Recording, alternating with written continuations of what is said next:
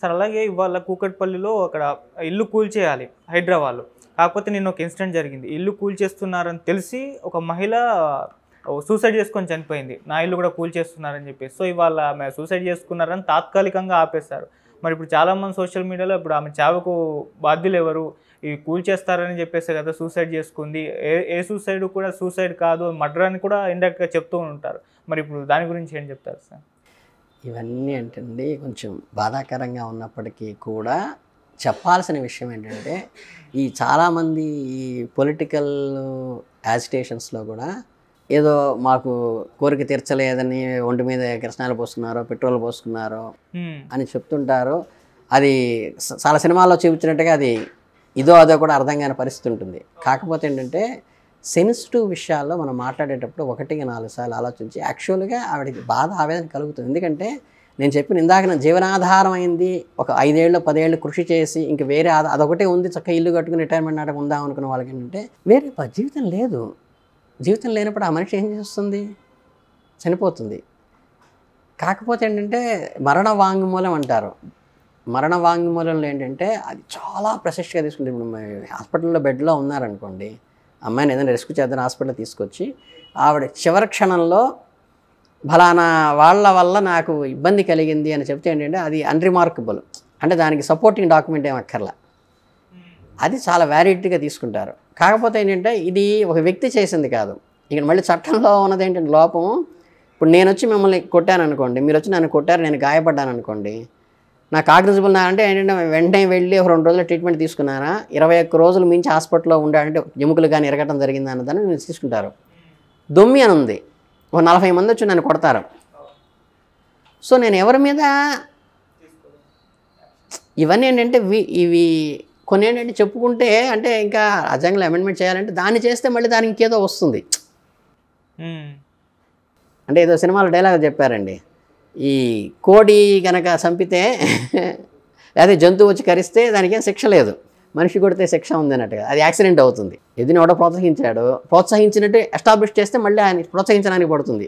ఎదొచ్చి కుమ్మేసింది, వీడు చనిపోయాడు, అది యాక్సిడెంట్ అవుతుంది.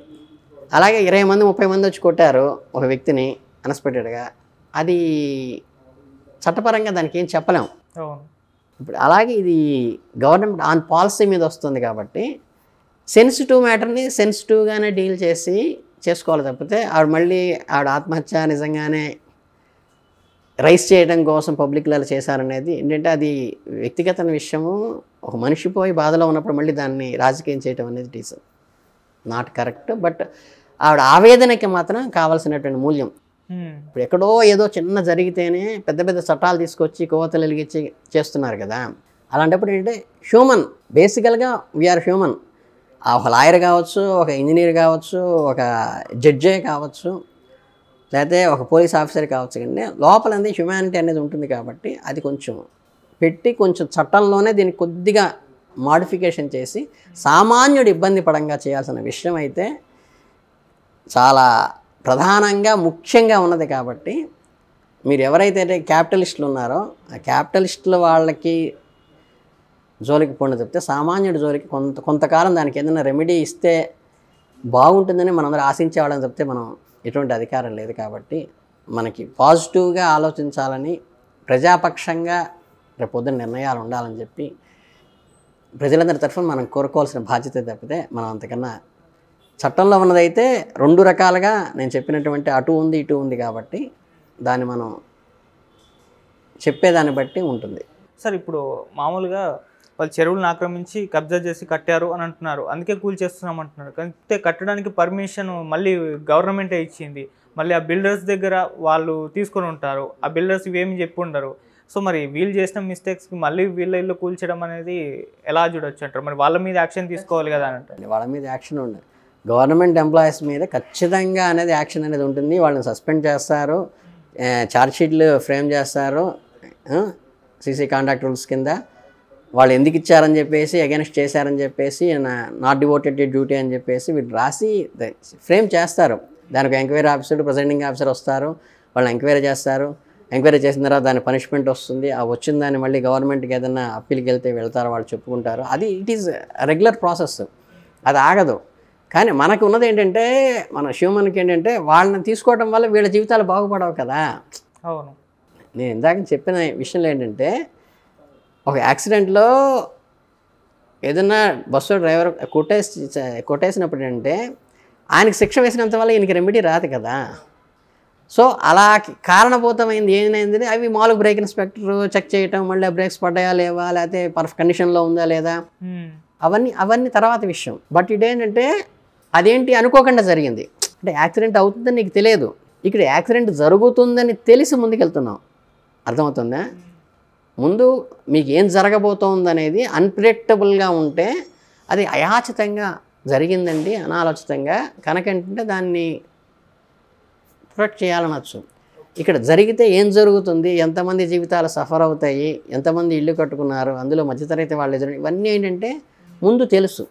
చట్టం తెలియకపోతే ఉండే నేరం వేరు, అక్కడున్న ఫ్యాక్ట్ తెలియకపోతే ఇగ్నోరెన్స్ ఒప్పుకోరు.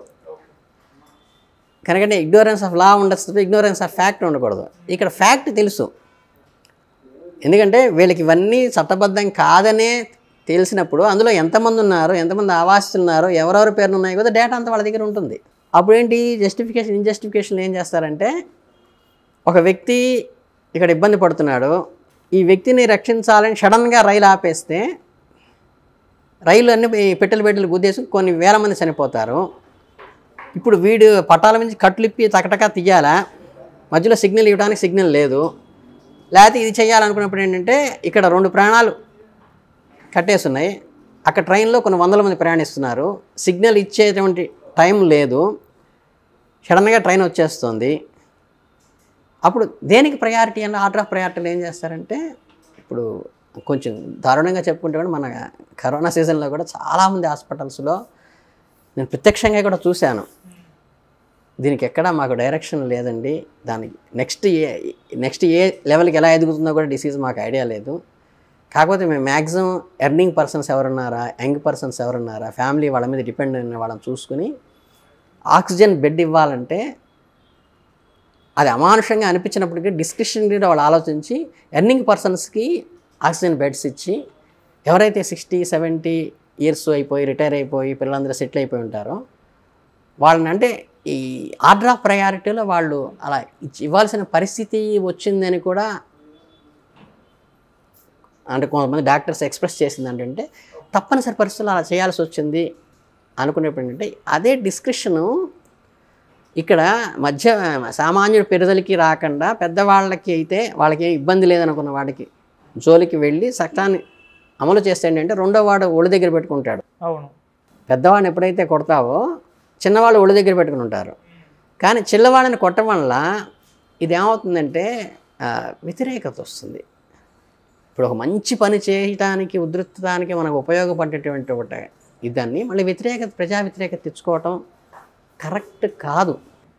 ఓకే, దాన్ని ఎందుకంటే రేపు పొద్దున ఇట్లా మంచి పనులు చేసేవాళ్ళు మనకి మళ్ళీ రావాలి కాబట్టి, మళ్ళీ ప్రభుత్వంలో ఉండాలి కాబట్టి, ఉండాలి అంటే ఏంటంటే ప్రజల మనోభావాలని దెబ్బతినకుండా చూసుకోవాల్సిన బాధ్యత అధినేతల మీద ఉంటుంది. కాబట్టి సెన్సిటివ్ కాకుండా ఇష్యూని కొంచెం జాగ్రత్తలు తీసుకుని, కొంచెం ప్రికాషన్స్ తీసుకుని చేస్తే బాగుంటుందనేది.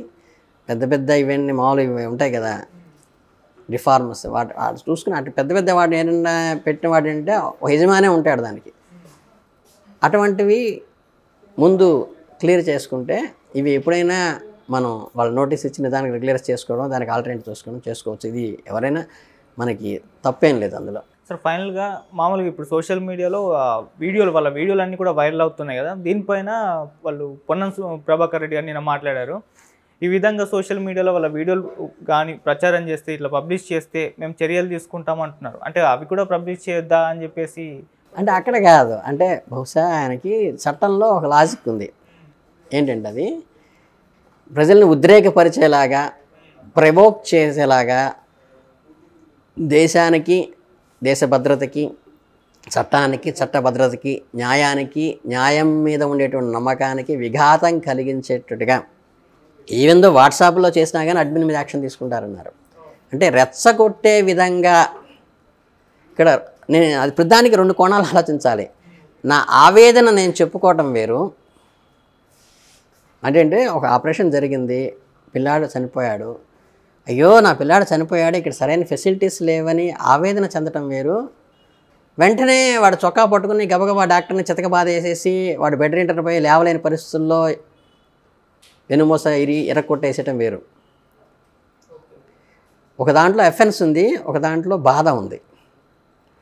ఇక్కడ ఏంటంటే ఆవేదన పడటం ఆయన తప్పేం లేదు. We are human mix. దాని సానుభూతితో ఇంతమంది ఇలా బాధపడుతున్నారే అనుకోవటం వీళ్ళు ఈ చెప్పేటువంటి వీడియోలోనే ప్రొవోకింగ్గా ఇలా చేస్తే అలాగా, అది అడగండి, ఇది చేయండి, తిరగబడండి అంటే దాన్ని ఎన్కాష్ చేసుకునే పద్ధతి వేరుంటుంది. అంతేగాని మనం ఆవేదన యాజ్ ఇట్ ఈజ్గా డిస్ప్లే చేసినప్పుడు వాడు చట్టపరంగా ఏం తీసుకోవడానికి లేదు. ఎందుకంటే చాలామంది కొన్ని పెద్ద పెద్ద రేపు కేసులో కానీ పెద్ద పెద్ద అమానుషమైన చర్యల్లో కానీ అది మీడియా ద్వారా వస్తే తప్పేం లేదు. ఇప్పుడు మనం కూడా చర్చిస్తున్నాం, చర్చటం తప్పు లేదు.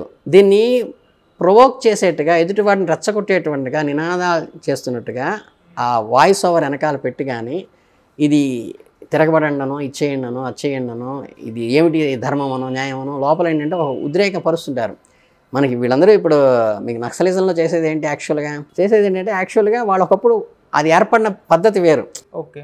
కానీ తర్వాత ఏంటి, కేవలం ఉన్న రాజ్యాంగాన్ని కానీ ప్రభుత్వాన్ని కానీ వ్యతిరేకంగా చేయటమే లక్ష్యం అనే స్థితిగా వచ్చేసింది సరే. అవి రాంగ్ అంటున్నారు. అందుకని ఏంటంటే వాళ్ళు ఊరికే అనంత మాత్రాన్ని యాక్షన్ తీసుకోవడం అంటే ఏంటంటే అక్కడ ప్రజల్లో అలజడి రేగుతుంది దీనివల్ల అనుకునేటప్పుడు వస్తుంది. బట్ ఇటు పక్క నుంచి కూడా వాళ్ళు చేస్తుంది ఒక పక్కగా. అదే నేను అనేది పెద్ద వాళ్ళది ఒకటే హెడ్ ఉండి, ఒకటి ఓనర్ ఉండి, లేకపోతే మేనేజింగ్ డైరెక్టర్ వాళ్ళు ఉండి ఒక గ్రూప్ ఆఫ్ కంపెనీస్కి వాళ్ళకి ఇబ్బంది కలగాలి తప్పితే సాధారణ పౌరులకు ఇబ్బంది కలగకూడదు అనేది ఎలా జస్టిఫికేషను, సేమ్ ఇది కూడా అదే. ఇటు ఎంత ఉందో అటు కూడా రెండు పక్కల ఉంటుంది. ఎందుకంటే అది కూడా అలజడి వాళ్ళు రేకెత్తిస్తున్నదే కదా, అది కూడా చూసుకోవాలి. Thank you so much sir. చాలా సంతోషం.